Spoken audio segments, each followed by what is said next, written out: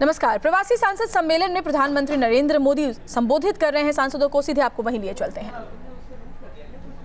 तो मैं देख ही रहा हूं कि कैसे भारतीय मूल के एक मिनी वर्ल्ड पार्लियामेंट आज मेरे सामने उपस्थित है। आज भारतीय मूल के लोग मॉरिशस, पोर्तुगल, आयरलैंड में प्रधानमंत्री हैं। भारतीय मूल के लोग और भी बहुत से देशों में हेड ऑफ स्टेट और हेड ऑफ गवर्नमेंट रह चुके हैं। हमारे लिए विशेष सम्मान की बात है कि गयाना के पूर्व राष्ट्रपति श्रीमान भरत जगदेव जी आज यहां हमारे बीच हमारे साथ मौजूद है। आप सभी विशिष्ट लोग भी अपने अपने देशों में प्रमुख राजनीतिक भूमिका अदा कर रहे हैं। साथियों, आपके पूर्वजों की मातृभूमि भारत को, भारतवासियों को, 125 करोड़ हिंदुस्तानियों को, विश्व भर में फैले हुए हिंदुस्तानियों को आपके प्रति गर्व का भाव है, आदर का भाव है। आपकी उपलब्धियां और आपकी सफलता हमारे लिए मान और सम्मान का विषय है। आपके कोई पद संभालने की खबर जब मीडिया में आती है, अरे कहीं चुनाव के लिए आप नामांकन भी करते हैं किसी देश में, तो भारत में उस खबरों को देखने वाली व्यूअरशिप कहो या रीडरशिप करो, सबसे ज्यादा हिंदुस्तान में होती है। आप जहां हैं वहां किस तरह पूरे क्षेत्र की जियो पॉलिटिक्स को प्रभावित कर रहे हैं, देश की नीतियां बना रहे हैं, इस तरह की खबरों को यहां पर लोग बड़े चाव से पढ़ते हैं, बड़े गौरव से उसको महसूस करते हैं। यह भी चर्चा करते हैं कि देखो कोई अपना उस अहम पद पर पहुंच गया है। यह खुशी देने के लिए, हमारा गौरव बढ़ाने के लिए आप सब साधुवाद के पात्र हैं, बधाई के पात्र हैं, अभिनंदन के अधिकारी हैं। भाइयों और बहनों, आप लोग लंबे समय से अलग अलग देशों में रह रहे हैं। आपने अनुभव किया होगा कि पिछले 3-4 वर्षों में भारत के प्रति पूरे विश्व का नजरिया बदल गया है। आज पूरे विश्व का भारत पर फोकस बढ़ रहा है। विश्व का हमारे प्रति जो नजरिया बदल रहा है, तो इसका मुख्य कारण यही है कि भारत स्वयं बदल रहा है, भारत ट्रांसफॉर्म हो रहा है। यह बदलाव आर्थिक, सामाजिक स्तर पर होने के साथ ही वैचारिक स्तर पर भी आया है। जैसे पहले यही भाव बना हुआ था, छोड़ो यार, चलता है, चलता रहेगा, कुछ होने वाला नहीं है, कुछ बदलने वाला नहीं है। इस सोच से भारत अब बहुत आगे बढ़ चुका है। भारत के लोगों की आशाएं, आकांक्षाएं इस समय उच्चतम स्तर पर हैं। व्यवस्थाओं में हो रहे संपूर्ण परिवर्तन का एक इरिवर्सिबल चेंज का परिणाम आपको हर सेक्टर में नजर आएगा। और इसी का नतीजा है कि साल 2016-17 में 16-17 में $60 बिलियन का अभूतपूर्व एफडीआई भारत में आया। ईज ऑफ डूइंग बिजनेस की रैंकिंग में पिछले 3 वर्षों में 42 प्लेसेस में हमारा सुधार हुआ, 42 स्थानों में सुधार हुआ। पिछले 2 वर्षों में वर्ल्ड इकोनॉमिक फोरम की ग्लोबल कॉम्पिटिटिवनेस इंडेक्स में हम 32 स्थान पर जंप कर गए। पिछले 2 वर्षों में ग्लोबल इनोवेशन इंडेक्स में हमारी रैंक में 21 स्थानों का सुधार हुआ है। लॉजिस्टिक परफॉर्मेंस इंडेक्स में 19 अंकों का सुधार हुआ है। आज वर्ल्ड बैंक, IMF, मूडीज जैसी संस्थाएं भारत की ओर बहुत पॉजिटिव तरीके से देख रही हैं। Construction, air transport, mining, computer software, hardware, electrical equipments, ऐसे अनेक सेक्टरों में अब तक हुए निवेश का आधे से ज्यादा निवेश, और ये मैं बहुत जिम्मेवारी के साथ कह रहा हूं, अब तक जो निवेश हुआ है उसमें आधे से ज्यादा निवेश सिर्फ और सिर्फ पिछले 3 वर्ष में हुआ है। यह सब इसलिए हुआ है क्योंकि हम भारत की अर्थव्यवस्था के हर हिस्से में फार रीचिंग पॉलिसी रिफॉर्म्स ला रहे हैं। रिफॉर्म टू ट्रांसफॉर्म, ये हमारा गाइडिंग प्रिंसिपल है। हमारा उद्देश्य है पूरी सिस्टम को पारदर्शी और जवाबदेह बनाने का, करप्शन को जड़ से खत्म करने का। साथियों, goods and services tax, GST के माध्यम से हमने देश में सैकड़ों टैक्स का जाल खत्म किया है, देश का आर्थिक एकीकरण किया है। Mining, fertiliser, textiles, aviation, health, defence, construction, real estate, food processing, ऐसा कोई सेक्टर नहीं है जिसमें हमने रिफॉर्म न लाए हो। साथियों, भारत आज दुनिया का नौजवान देश है। नौजवानों के असीम सपने हैं, उम्मीदें हैं।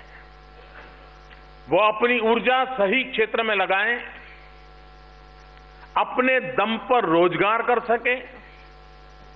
इस दिशा में सरकार लगातार काम कर रही है।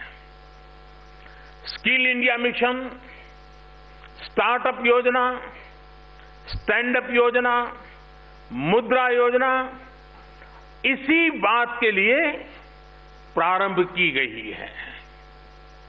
मुद्रा योजना के तहत स्वरोजगार के लिए लगभग 10 करोड़ लोन स्वीकृत किए गए हैं और इन लोगों को 4 लाख करोड़ रुपए से ज्यादा का कर्ज बिना बैंक गारंटी दिया गया है। सिर्फ इस एक योजना ने देश को लगभग 3 करोड़ नए एंटरप्रेन्योर्स दिए हैं। सरकार 21वीं सदी के भारत की जरूरतों को ध्यान में रखते हुए इंफ्रास्ट्रक्चर पर, ट्रांसपोर्ट सेक्टर पर निवेश बढ़ा रही है। नीतियों में इस बात का विशेष ध्यान रखा जा रहा है कि भविष्य के भारत को किस तरह के लॉजिस्टिक की जरूरत है। Highway, railway, airway, waterway, iways, information ways और पोर्ट इस तरह विकसित किए जा रहे हैं कि वो एक दूसरे को सपोर्ट करें, एक दूसरे से कनेक्टेड हों। साथियों, आज भारत में 2 गुनी से अधिक गति से नई रेलवे लाइनें बिछाई जा रही हैं। 2 गुनी से अधिक रफ्तार से रेलवे लाइनों का दोहरीकरण हो रहा है। 2 गुनी रफ्तार से नेशनल हाईवे का निर्माण किया जा रहा है। 2 गुनी से ज्यादा रिन्यूएबल एनर्जी की नई क्षमता को ग्रिड पावर से जोड़ा गया है। जहां पहले शिपिंग इंडस्ट्री में कार्गो हैंडलिंग की ग्रोथ नेगेटिव थी, वहीं इस सरकार में 11% से ज्यादा की वृद्धि हुई है। इन सारे प्रयासों से रोजगार के नए अवसर बन रहे हैं। स्थानीय स्तर पर छोटे छोटे उद्योगों को भी नया अवसर मिल रहा है, नया काम मिल रहा है। जैसे उज्ज्वला योजना की ही बात करें तो ये सिर्फ गरीब महिलाओं को मुफ्त में गैस कनेक्शन देने तक ही सीमित नहीं है। इस योजना से अब तक 3 करोड़ से ज्यादा महिलाओं को धुएं से मुक्ति मिली है। राज्यों को केरोसिन फ्री बनाने में मदद मिली है। लेकिन इसका एक और फायदा हुआ है, उज्ज्वला योजना के बाद इस देश में रसोई गैस के नए डीलर बनाए गए हैं। घर घर गैस सिलेंडर ले जाने वालों की संख्या बढ़ी है। यानी सामाजिक सुधार के साथ साथ समाज का आर्थिक सशक्तिकरण भी हो रहा है। नई नई पीढ़ी के लोगों को नए नए कामों के अवसर मिल रहे हैं। भाइयों और बहनों, वसुधैव कुटुंबकम की परंपरा में विश्वास रखने वाली हमारी संस्कृति ने विश्व को बहुत कुछ दिया है। जब मैं पहली बार संयुक्त राष्ट्र संघ गया था, तब मैंने विश्व के सामने इंटरनेशनल योगा डे का प्रस्ताव रखा था। आप सभी को पता है कि न सिर्फ 75 दिन से भी कम समय में यह प्रस्ताव सर्वसम्मति से पारित हुआ, बल्कि इसे रिकॉर्ड संख्या में 177 देशों ने को स्पॉन्सर भी किया। आज जिस तरह 21 जून को पूरे विश्व में करोड़ों लोग योग दिवस को मनाते हैं, वो आपके और हमारे लिए स्वाभाविक है, गर्व की बात है। होलिस्टिक लिविंग आज विश्व में यह पद्धति का जो आकर्षण बढ़ा है, भारत की संपन्न परंपरा की एक मानव जात को उम्दा सौगात है। साथियों, क्लाइमेट चेंज के विषय पर पेरिस एग्रीमेंट के समय मैंने फ्रांस के राष्ट्रपति से साथ मिलकर के इंटरनेशनल सोलर अलायंस बनाने का प्रस्ताव रखा था। अब यह वास्तविकता में बदल गया है। इसके माध्यम से हम सोलर रिच देशों के साथ मिलकर सोलर टेक्नोलॉजी और फाइनेंसिंग के लिए एक ग्लोबल प्लेटफॉर्म बना रहे हैं। प्रकृति के साथ संतुलन बनाकर चलने का यह तरीका भी पुराने समय से ही भारत की मानव जात को अनमोल देन है। भाइयों और बहनों, जब नेपाल में भूकंप आया या श्रीलंका में बाढ़ आई या मालदीव में पानी का संकट हुआ, तो भारत फर्स्ट रिस्पॉन्डर के रूप में वहां पहुंच जाता है, उपस्थित हो जाता है। जब यमन में संकट आया तो हमने अपने 4,500 नागरिकों को सुरक्षित निकाला, तो साथ साथ 48 अन्य देशों के 2,000 व्यक्तियों को भी हम सुरक्षित बाहर निकाल करके लाए थे। विकट परिस्थिति में भी मानवीय मूल्यों के संरक्षण का यह तरीका भारत की उस वसुधैव कुटुंबकम की भावना का ही जीता जागता स्वरूप है, हमारी परंपरा का हिस्सा है। साथियों, 2018 में पहले विश्व युद्ध की समाप्ति को 100 साल हो जाएंगे। पहले और दूसरे विश्व युद्ध में, और हम भारतीयों ने बार बार विश्व के सामने गौरव के साथ इस महान घटना के संबंध में जिक्र करते रहना चाहिए। प्रथम और दूसरे विश्व युद्ध में 1.5 लाख से अधिक भारतीय सैनिकों ने अपनी जान गंवाई थी, और यह तब हुआ जबकि भारत का उन युद्धों के साथ सीधे तौर पर कोई लेना देना नहीं था। दोनों विश्व युद्ध में 1 इंच जमीन का भी भारत का इंटरेस्ट नहीं था, और विश्व को इस बात को मानना होगा कि भारत ने कितना बड़ा बलिदान दिया था। आजादी के बाद भी यह परंपरा जारी रही है। यूएन पीस कीपिंग फोर्सेस में सबसे बड़ा योगदान देने वाले देशों में आज भारत प्रथम पंक्ति में खड़ा है। भारतीय मूल्यों और शांति के लिए बलिदान का यह संदेश विश्व को भारत की देन है। यह निस्वार्थ भाव, यह त्याग, यह सेवा की भावना, यही हम भारतीयों की पहचान है, यही भारत की पहचान है। इसी मानवीय मूल्य के कारण विश्व में भारत की एक विशेष एक्सेप्टेंस है, और भारत के साथ भारतीय मूल के समाज की आपकी भी एक विशेष एक्सेप्टेंस है। फ्रेंड्स, मैं जब भी किसी देश की यात्रा करता हूं तो मेरा प्रयास होता है कि वहां रहने वाले भारतीय मूल के लोगों से अवश्य मिलूं। इन्हीं यात्राओं में आप में से कई लोगों से मुझे मिलने का सौभाग्य भी मिला है। मेरे इस एफर्ट का सबसे बड़ा कारण है कि मैं मानता हूं कि विश्व के साथ भारत के संबंधों में के लिए यदि सही मायने में कोई परमानेंट एम्बेसडर है तो वो भारतीय मूल के लोग हैं, आप लोग हैं। और इसलिए और हमारा सतत प्रयास है कि हम प्रवासी भारतीयों से लगातार जुड़े रहें, उनकी समस्याओं को हल करें।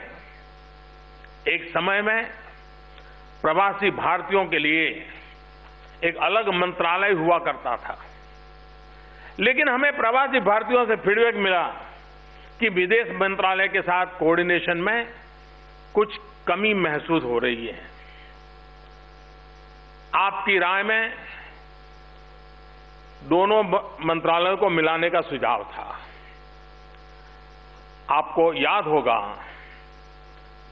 कि पहले पीआईओ और ओसीआई स्कीम अलग अलग होती थी और अधिकांश लोगों को इनके बीच अंतर तक का ज्ञान नहीं था। हमने इस प्रक्रिया को सरल किया और दोनों को मिला के एक स्कीम बनाई।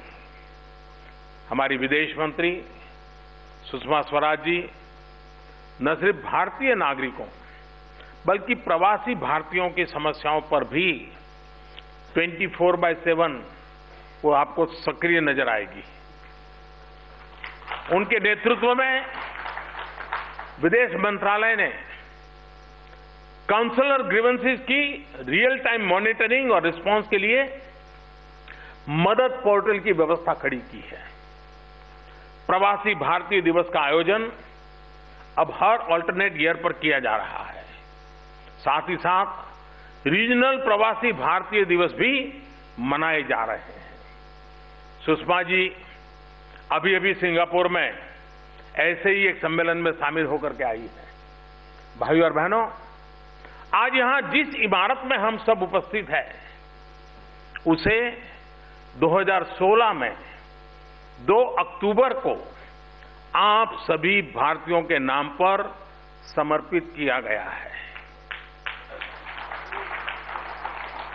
और यह बहुत सुखद बात है कि इतने कम समय में ही यह केंद्र प्रवासी भारतीयों के लिए एक हब के रूप में उभरा है। और मैं यहां आप सबसे भी आग्रह करूंगा कि इस भवन में जब आप पूरा दिन भर बिताने वाले हैं, यहां महात्मा गांधी के जीवन से जुड़े हुए एक डिजिटल प्रदर्शनी भी बनाई गई है। आप जरूर समय निकाल करके उसे भी देखें। प्रवासी भारतीयों के मन से जुड़ने के इन प्रयासों का परिणाम हमें भारत को जानिए यानी नो इंडिया क्विज कंपटीशन में देखने को मिला है।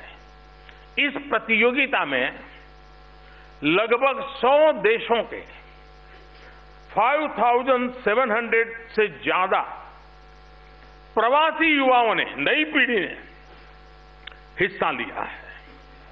भारत के प्रति उनका उत्साह और उनकी ललक हम सभी के लिए बहुत ही उत्साहजनक है। उनसे प्रोत्साहन लेते हुए हम इस वर्ष इसे और भी बड़े स्तर पर आयोजित करने के लिए आगे बढ़ रहे हैं। साथियों, अपनी अपनी कर्मभूमि में प्रगति के लिए आपके योगदान से भारत का नाम भी ऊंचा होता है और भारत में प्रगति और उन्नति से प्रवासी भारतीय समाज की प्रतिष्ठा भी बढ़ती है। भारत के विकास के लिए हमारे प्रयासों में हम प्रवासी भारतीयों को अपना पार्टनर मानते हैं। नीति आयोग ने भारत के विकास के लिए 2020 तक का जो एक्शन एजेंडा बनाया है, उसमें प्रवासी भारतीयों को विशेष स्थान दिया गया है। भाइयों और बहनों, भारत की विकास यात्रा में हाथ बटाने के लिए प्रवासी भारतीयों के सामने कई एवेन्यूज है। पूरे विश्व में प्रवासी रेमिटेंसीज का सबसे बड़ा रेसिपिएंट भारत है। भारत की अर्थव्यवस्था में इस महत्वपूर्ण योगदान के लिए हम विदेश में रहकर भारतीय के, जो विदेश में रह रहे हमारे भारतीय हैं, हम उनके ऋणी हैं। अर्थव्यवस्था से जुड़ा एक और रास्ता है भारत में निवेश का। आज अगर विश्व में एफडीआई के लिए सर्वाधिक आकर्षक अर्थव्यवस्था भारत की है, तो इसके प्रति जागरूकता फैलाने और इस निवेश को फैसिलिटेट करने में प्रवासी भारतीयों का बहुत बड़ा हाथ है, बहुत बड़ा योगदान है। मैं समझता हूं कि अपने अपने समाज में आपकी प्रमुख भूमिका को देखते हुए इसमें आप एक कैटलिस्ट की भूमिका निभा सकते हैं।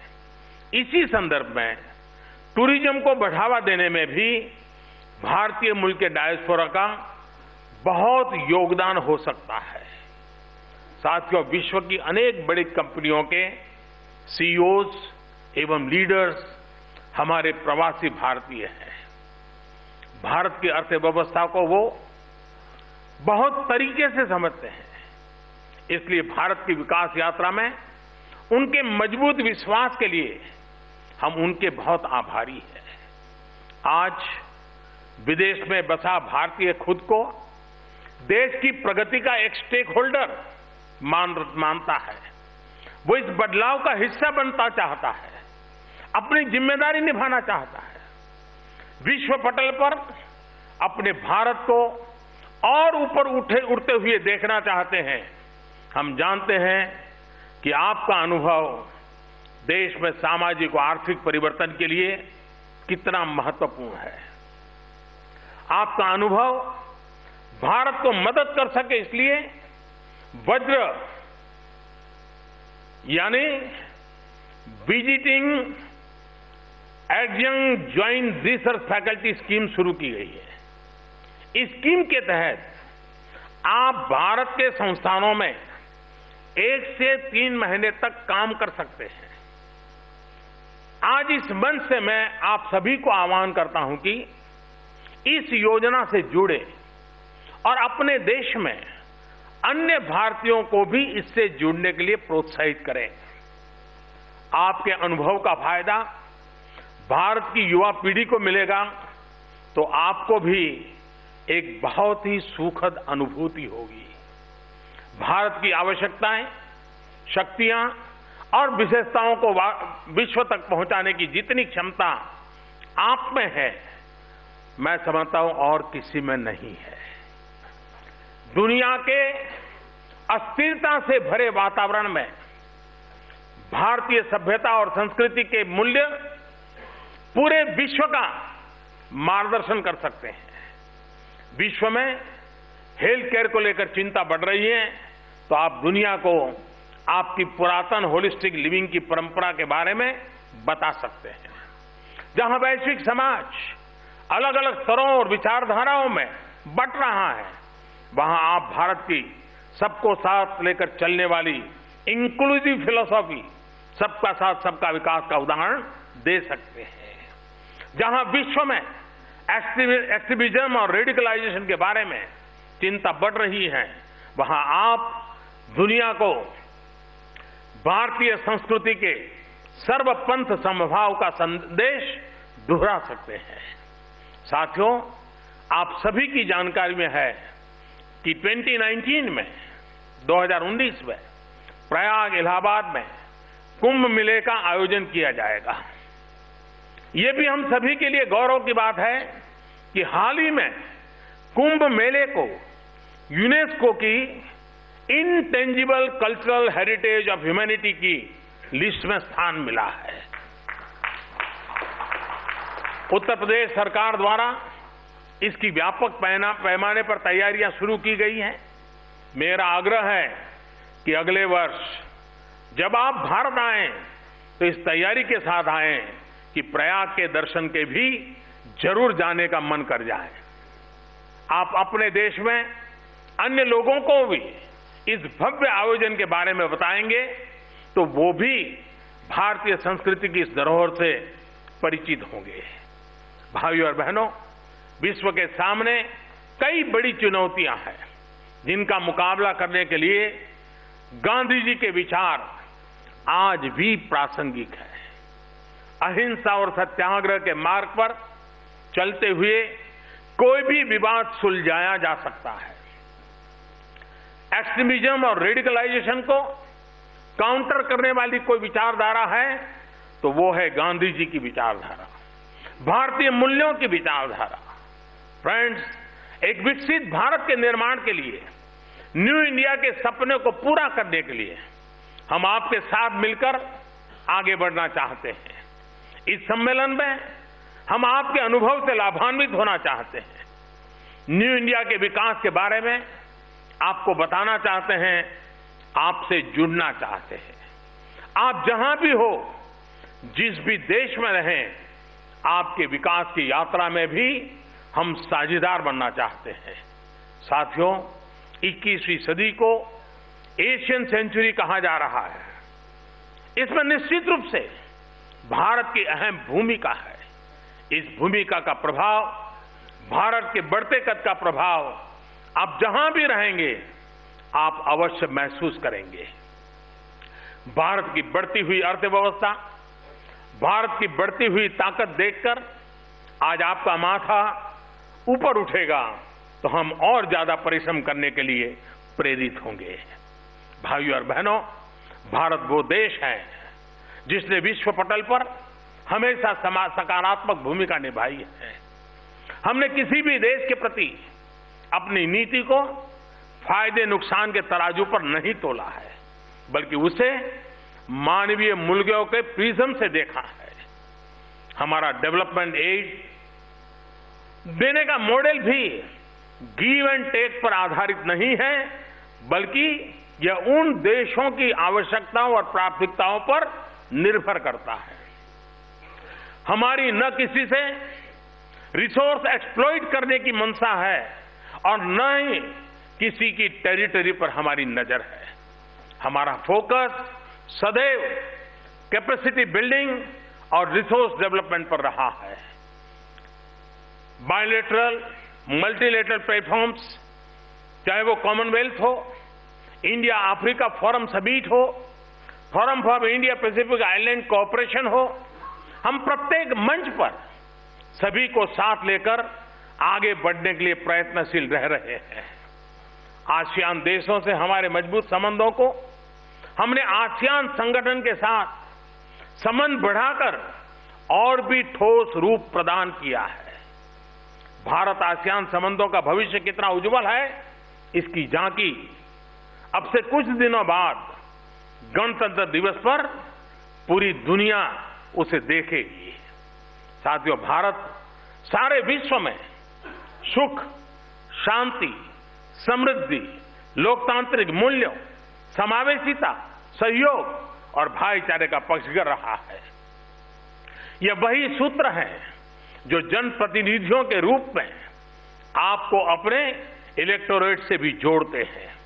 भारत विश्व में शांति, प्रगति और समृद्धि के लिए योगदान करता रहे, यही हमारा प्रयास है और यही हमारा कमिटमेंट भी है।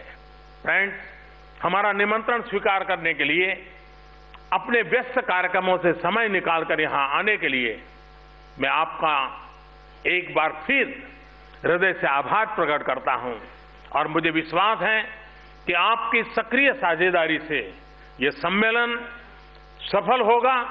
मैं आशा करता हूं कि अगले वर्ष प्रवासी भारतीय दिवस में आप लोगों के से एक बार फिर मिलने का अवसर मिलेगा।